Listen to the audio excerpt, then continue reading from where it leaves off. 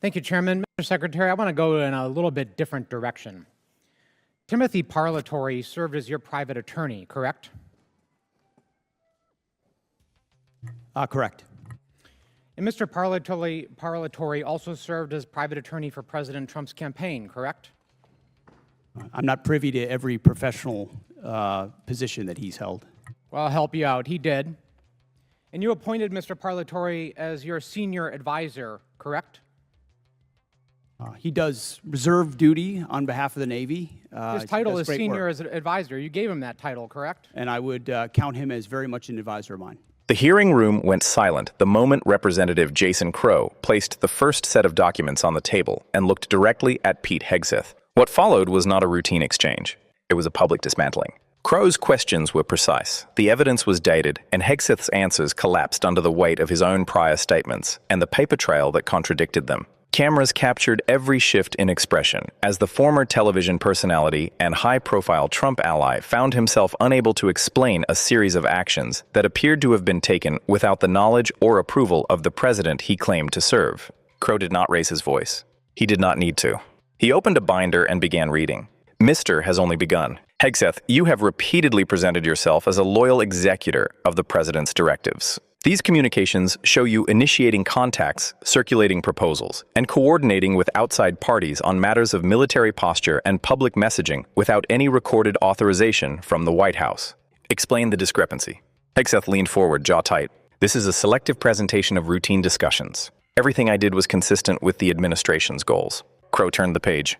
He produced email chains, calendar entries, and contemporaneous notes from career officials who had flagged the same contacts as Correct?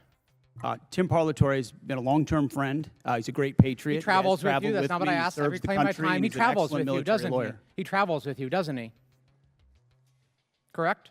There's public Instagram that shows this. Just say yes. Yes, of course. Okay. He sits in meetings with you and advises you, doesn't he? He sits in some meetings on occasion. Well, he maintains a desk in an office in the Pentagon, does he not? I'd have to check.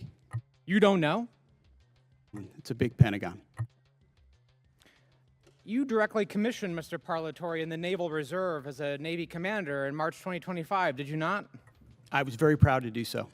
And when you did, because he's a Navy Reserve officer, he didn't have to go through the PPO process, the White House Presidential Personnel Office, right? He wasn't vetted by White House PPO. Uniformed service members don't get vetted by The answer is yes. He didn't have to be vetted by White House PPO. He didn't go through the Senate confirmation process either, did he? The answer is no. I don't know what you're getting to, but Tim is a fantastic I'll tell you what I'm getting to. The answer is no, right? He does great work. Okay. He didn't maintain a security clearance when you appointed him as special advisor. Is that right? I'd have to check. You don't know? I mean, anybody that has access to sensitive material is going to have the appropriate clearance. Okay, so when you appointed him as special advisor, he had a security clearance? You're trying to piece together a timeline. No, I'm asking a simple question. One of your special, most sensitive advisors, did he have a security clearance? No, you're playing a gotcha game like you do on TV and everywhere else. You're trying to thread together details that are connected about something else. Clearly, you're concerned about my line of questioning, aren't you, Mr. Secretary? Because you know where it's going, don't you?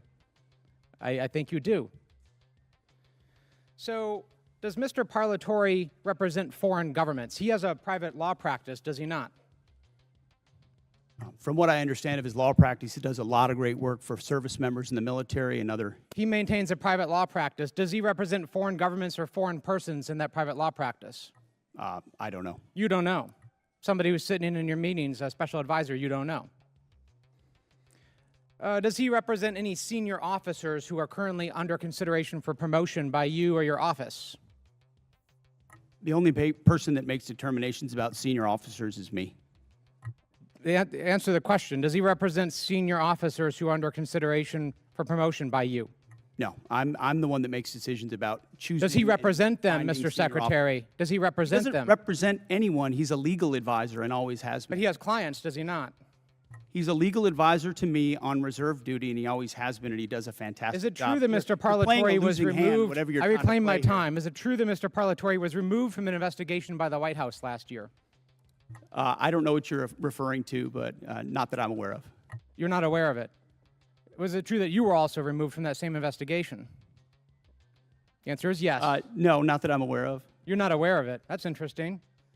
Well, is it true that Mr. Parlatore disparaged President Trump? I don't know what you're referring to, but no. Is it true that Mr. Parlatore was accused by President Trump and his lawyers of lying? What you're accused of is a cute line of questioning that's going nowhere. Well, it's going somewhere, which is why you're not answering the question. Was it true that he was accused of lying by the president's legal team?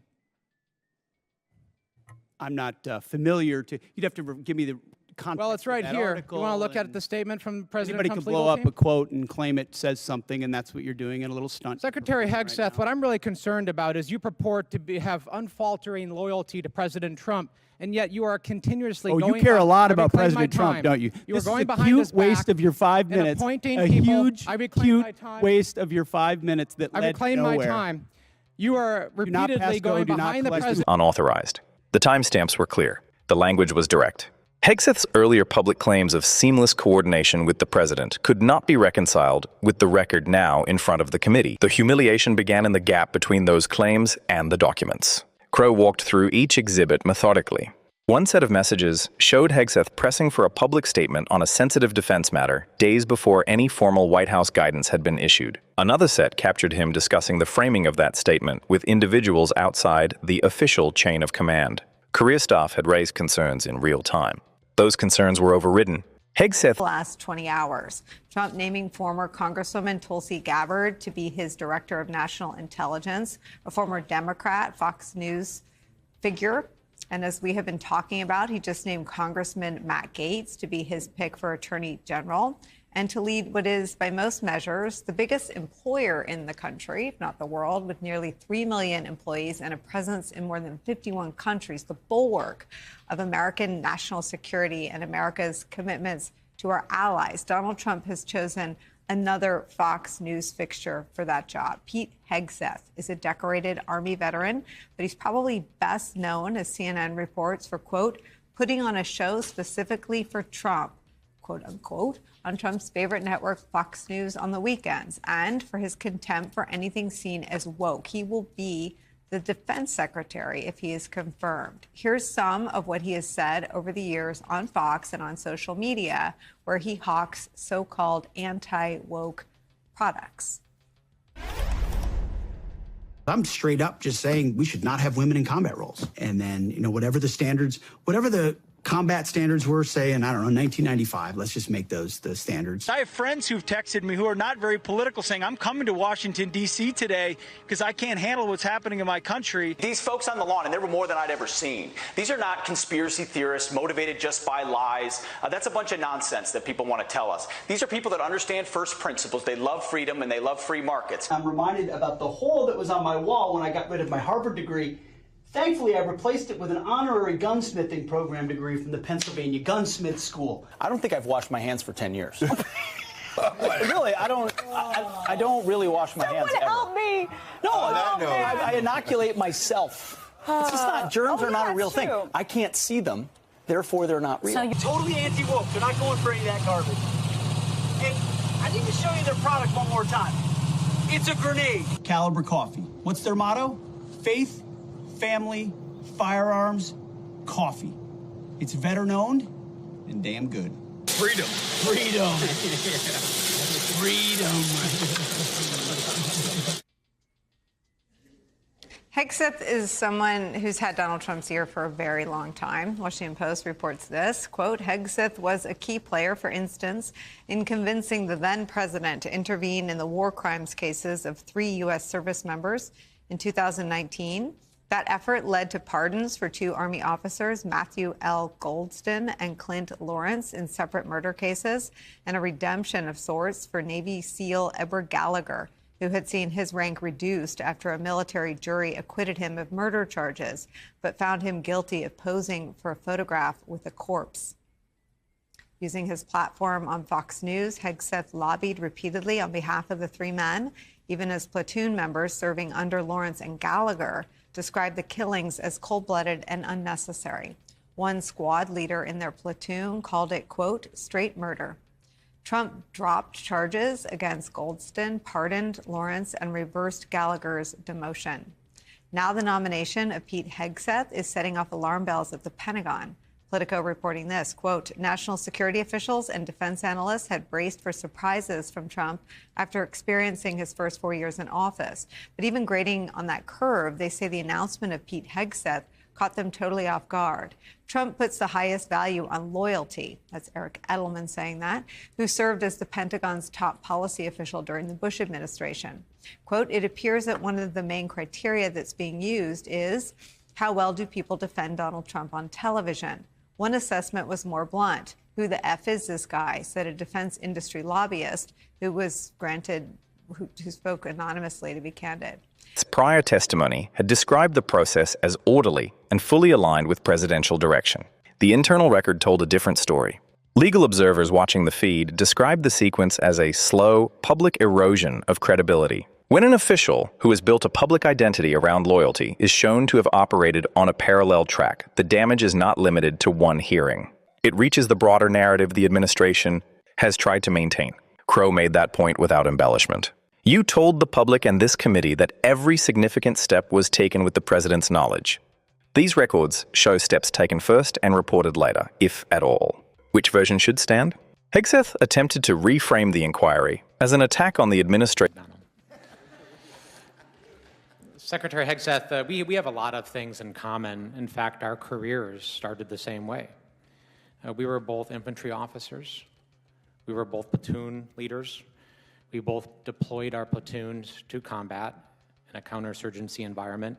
There are very few better leadership training grounds than that experience, and it's that experience that I want to transport us back into time, back to Lieutenant Hegseth and Lieutenant Crow. There are a lot of things that make a leader and that make a unit effective.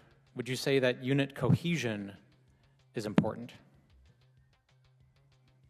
Unit cohesion amongst many is very important, yes, sir. It's an important element. And part of that is making sure that all members of your unit felt included in that team, correct? Far more important that every member of that unit felt capable to do the mission and united in that mission. But that they were included and felt part of the team as well. I wouldn't use the word inclusion, sir, but yes, they were cohering as a team, yes. And that you reduce tension and infighting and points of tension between your platoon members so that you can focus on the mission. That was a part of the regular job. Absolutely. That's why I've said that our diversity is our strength is the single dumbest phrase in military history. And words are our important. Unity is our strength. And so unity amongst members, despite differences of backgrounds, race, whatever that is. And I agree with you on that. Together on a mission. And words, part of that is words are important and setting the tone is important, correct? When you're a leader. All aspects of leadership, mostly leading by example. Did you ever tell them your political affiliation? Did you ever tell your platoon members your political affiliation? We certainly discussed lots of topics, and I'm sure my political affiliation. Did you ever ask them theirs? No, their political affiliation was never a concern to me. Because it's important that everybody feel included and that people weren't excluded, correct? That would be antithetical to leadership. I'm sure my platoon contained Republicans, Democrats, and Independents, and I had no idea what their affiliation was. Okay, that was actually my next question, so I appreciate you answering that. You led your unit in a counterinsurgency environment, and you interacted with civilians, correct? Interacted with members of the civilian population in Iraq, sure. Yep. And you were, in fact, a COIN instructor, a counterinsurgency instructor, correct? In Afghanistan in 2011 and 2012, I was the senior counterinsurgency instructor. And you signed off on a manual. There's actually a counterinsurgency manual that you signed off on and helped create. And your name is on that manual, correct? We were a part of creating a lot of content at the COIN Academy, yes. Do you remember this portion of the manual? It says, if you've killed two innocents, you've set yourself back more than you've moved forward. Do you still agree with that?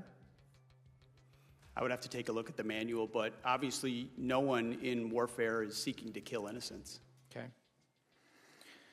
Because it's important to show why we're different from the enemy. Because we're not the enemy, right? We're different from our adversary. Would you agree with that? We have different morals and different values. We are not the enemy, sir. We have different morals and we have different values than the enemy. We have a code, a uniform code of military justice. So the answer to that is yes. Formations that You're not trying to compare us to Al-Qaeda and ISIS, are you? We're different. I know the code of the United States military and army that I signed up for. You can't tell me whether we're different? Right hand. You're not willing to say we're different? different? Of course we're different. Okay, thank you. It's absurd. Operation's broader national security posture. The tactic failed, Crow stayed on the documents. He cited the specific language of the ethics guidelines governing coordination with the White House, the requirements for recording presidential direction on matters of public consequence, and the duty of candor that attaches when officials later describe those processes under oath. Each time Hegseth tried to expand the discussion into generalities about loyalty or media bias, Crow returned to the paper trail. The visual of the exchange intensified the effect. Hegseth interrupted more frequently as the minutes passed. His tone grew sharper. At one point, he accused Crow of coordinating with outside groups to manufacture a controversy. Crow answered by placing additional exhibits into the record rather than engaging the accusation. The contrast between preparation and reactivity was unmistakable. Aides seated behind Hegseth exchanged rapid glances. One attempted to pass a note. Hegseth waved it away. Of Army Chief of Staff Randy George and Navy Secretary John Phelan, which is adding to concerns about the Secretary's leadership. Here to discuss his conversations with Republicans is the Hill senior staff writer, Alexander Bolton. Hey, Alexander. So what can you tell us about what Senate Republicans are saying now about Hegseth and how these recent firings are playing with them?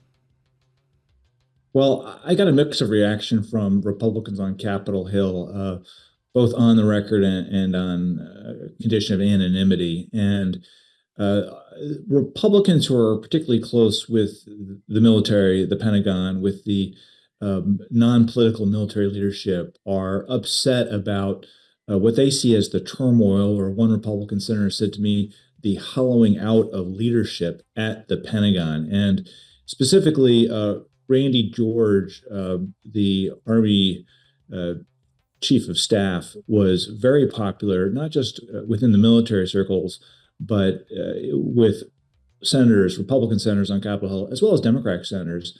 And one of the beefs that was mentioned to me is that Hegseth forced George to resign while some senior Army officials who may have defended George weren't around. And in particular, Dan Driscoll, the Army Secretary, he wasn't in Washington when Hegseth pushed George out. And Driscoll later testified on Capitol Hill that it was a real loss losing George.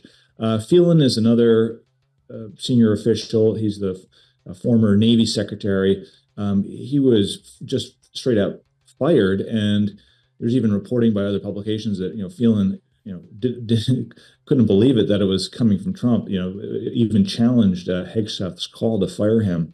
And so Republicans on Capitol Hill aren't happy about this turmoil that's happening during a time of war. And they're saying that, they would prefer to see Hegseth move on. I mean, there has been a lot of speculation on Capitol Hill as to, who is the next cabinet official to get fired after we saw Pam Bondi, the Attorney General, get fired, after we saw Kristi Noem, Secretary of Homeland Security, get fired.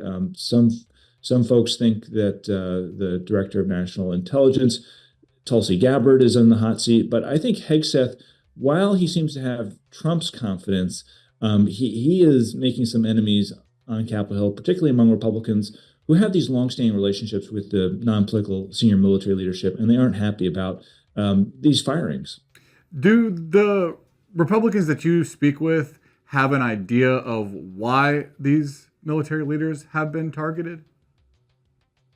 Well, this was something that actually the chief Pentagon spokesman, Sean Parnell, I think explained in some part in his response to me. I mean, he said that basically that while the secretary does not comment on the nature of the departure of senior uniformed officers, Parnell, the chief Pentagon spokesman, said it's extremely difficult to reform a department, particularly a department the size of the Department of War, with the same personnel who were part of previous priorities. Necessary changes have to be made and will continue to be made. Now, that's the Pentagon statement, but I think it reflects what's going on here.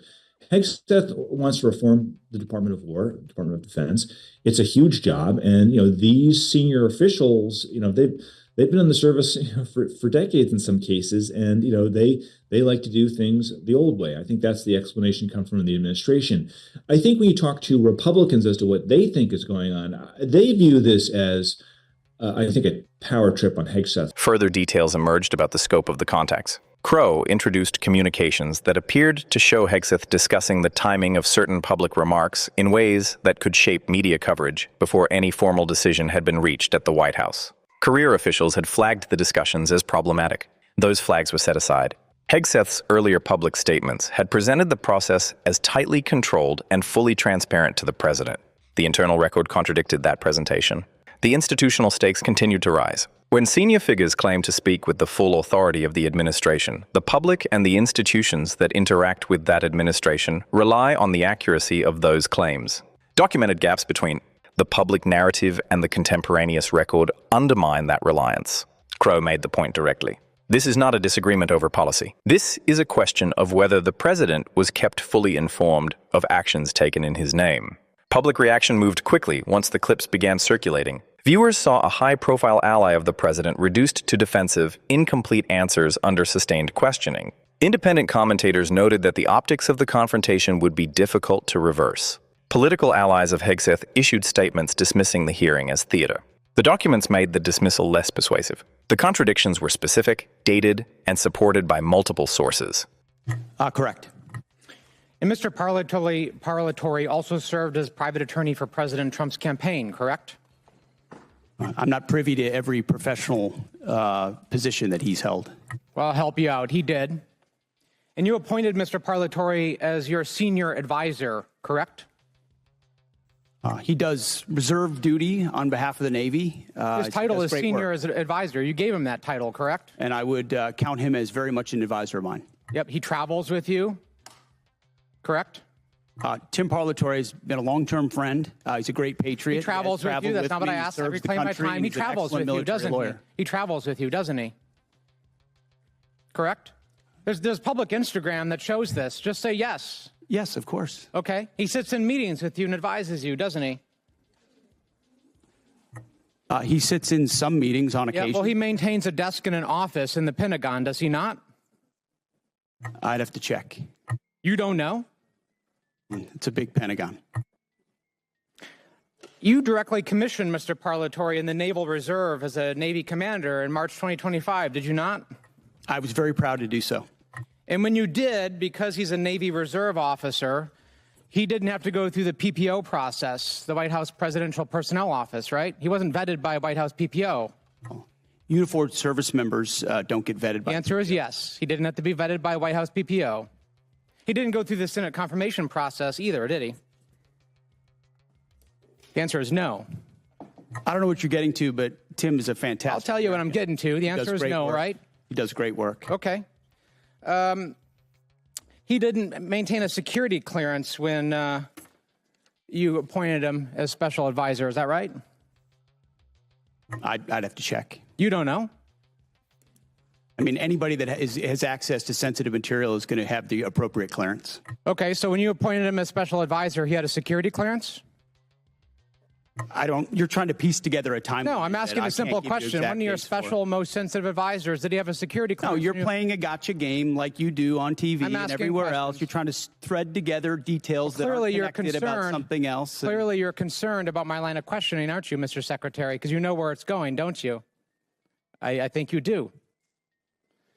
So, does Mr. Parlatore represent foreign governments? He has a private law practice, does he not?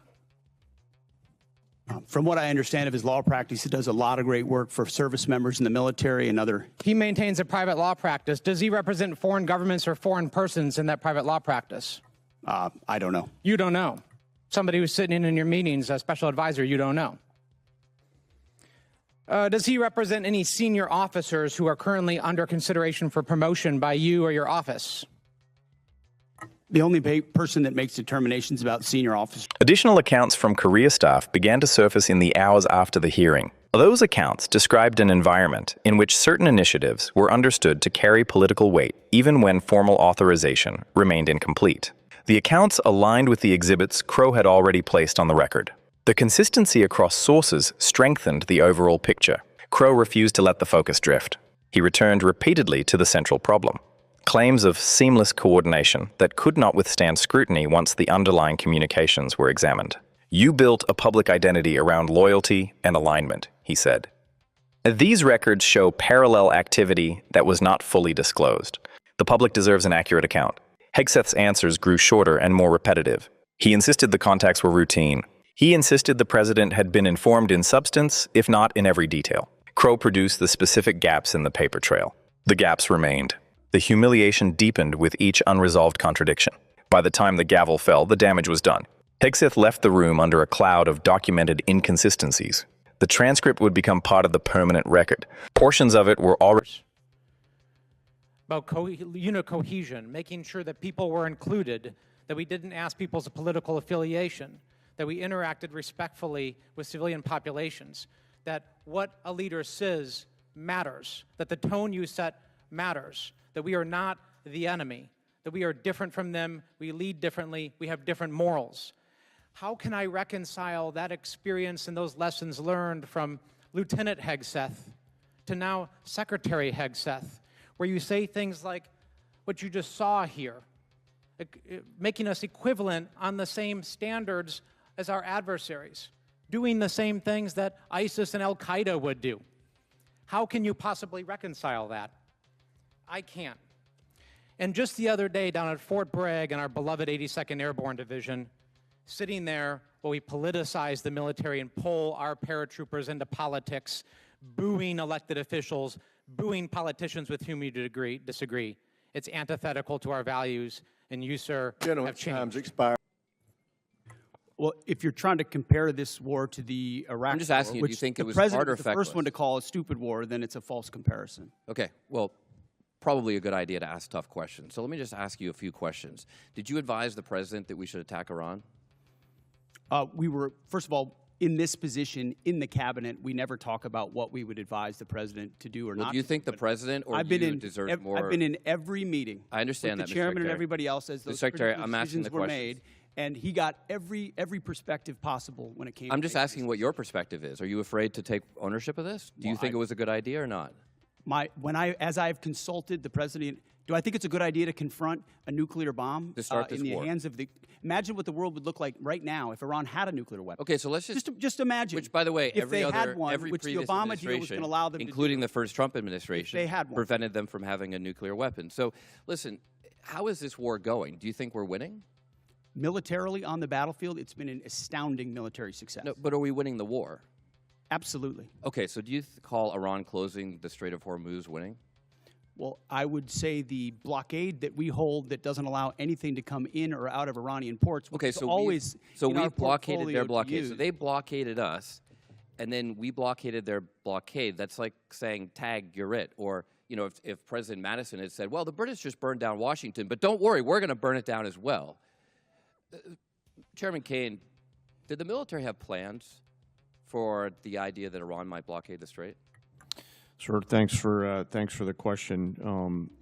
I'll answer it this way. In this job, I have to maintain trust with a variety of constituents. To Okay, I'm include just the president. asking if the military Yes, had sir. plans. As always, my point in this is, as I explain the role, my point in this is we always offer a full range of military options that are carefully considered, with the associated risks with those options and the considerations therein. So, Mr. Secretary, did you consider this risk?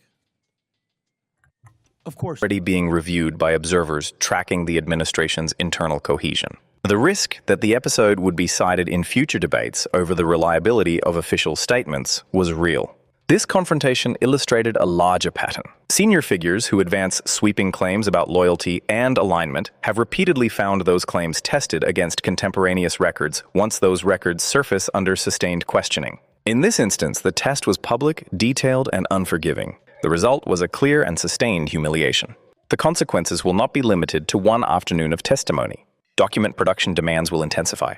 Further inquiries are likely. The administration's ability to maintain a consistent public posture on the underlying questions of process and authorization has been complicated by the public contradictions. Trust in the accuracy of high-level claims has taken another measurable hit.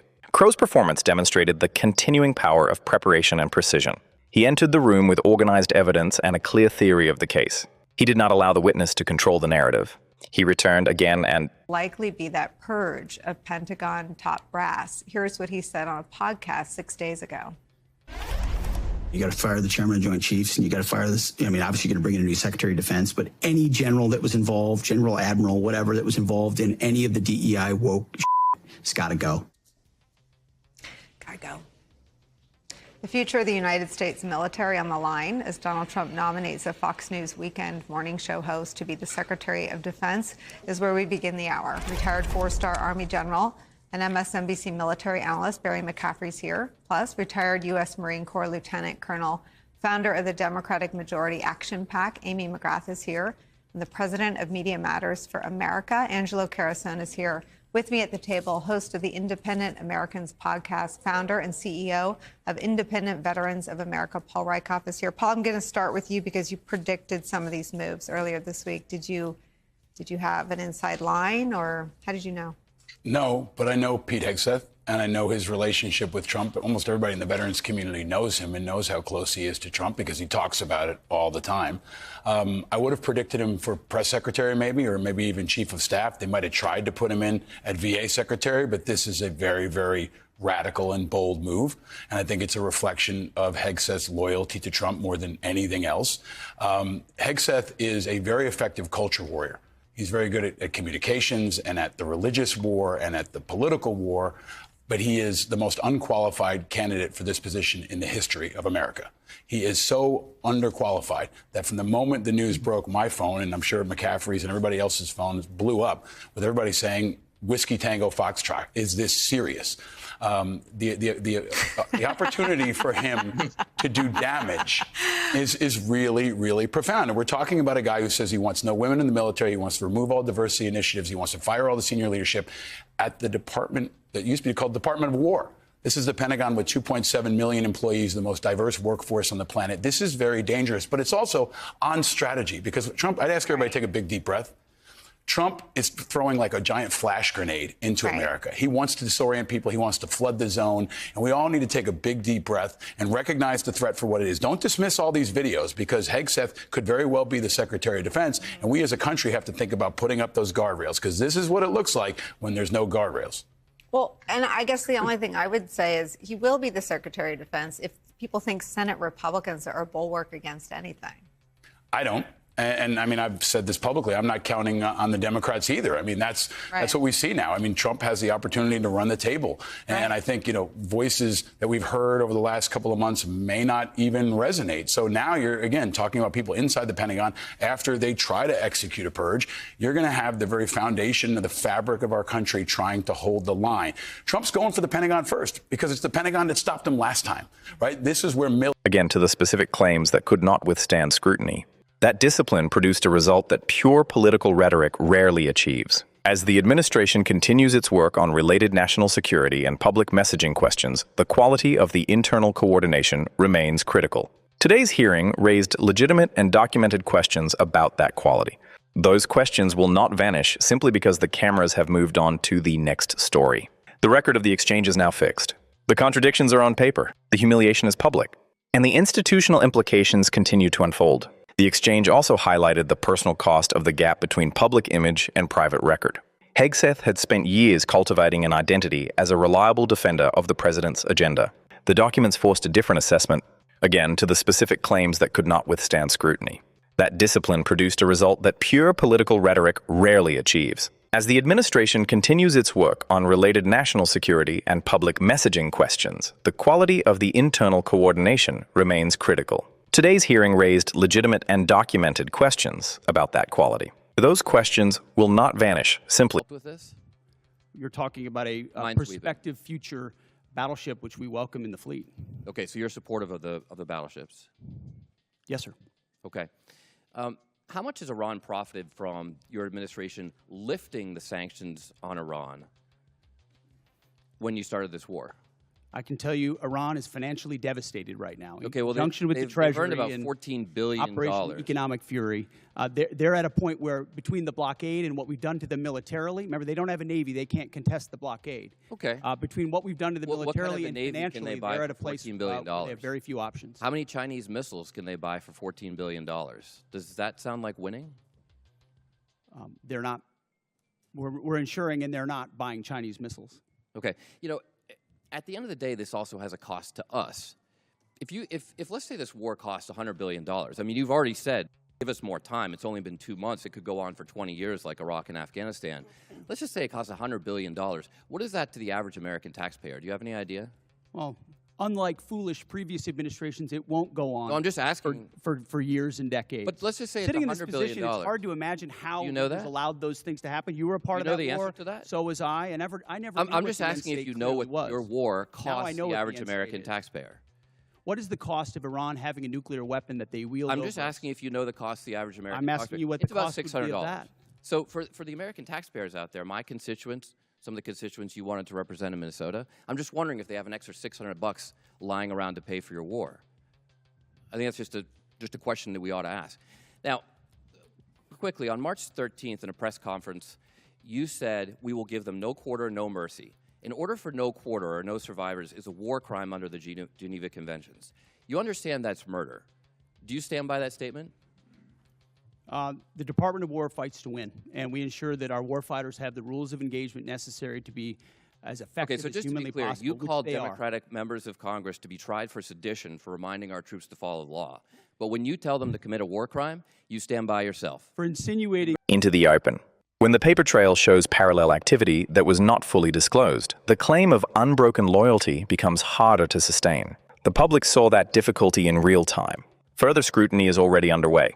Requests for additional records have been filed. Career officials who raised concerns at the time are being contacted. The administration faces the practical problem of explaining why the public narrative and the internal record diverged so sharply.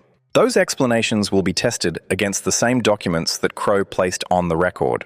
The hearing stands as a clear illustration of what happens when precise, document-based questioning meets assertions that cannot be fully supported. Pete Hegseth. Anyone, he's a legal advisor and always has been. But he has clients, does he not? He's a legal advisor to me on reserve duty, and he always has been, and he does a fantastic job. Is it true that Mr. Parlatore was removed? I reclaim my time. Is it true that Mr. Parlatore was removed from an investigation by the White House last year? I don't know what you're referring to, but not that I'm aware of. You're not aware of it. Was it true that you were also removed from that same investigation? The answer is yes. No, not that I'm aware of. You're not aware of it. That's interesting. Well, is it true that Mr. Parlatore disparaged President Trump? I don't know what you're referring to, but no. Is it true that... Going nowhere. Well, it's going somewhere, which is why you're not answering the question. Was it true that he... The results were uncomfortable, and the record is now available for anyone to review. Crow closed the exchange by returning to the original claims. He listed them one by one and paired each with the contradictory document. The method was deliberate. By the end, the gap between the sworn and public narrative and the paper trail was too wide to close with general denials. Hegseth's final attempts to reframe the inquiry as political theater landed against a wall of specific, dated evidence. The wall held. The hearing adjourned with the central questions still unanswered. Those questions will not disappear. Document demands will continue. Further testimony is likely. The administration's internal cohesion on matters of authorization and messaging has been placed under a public spotlight it cannot easily extinguish. The cost of that spotlight is already being measured in the erosion of the narrative of unbroken loyalty that Hegseth and others had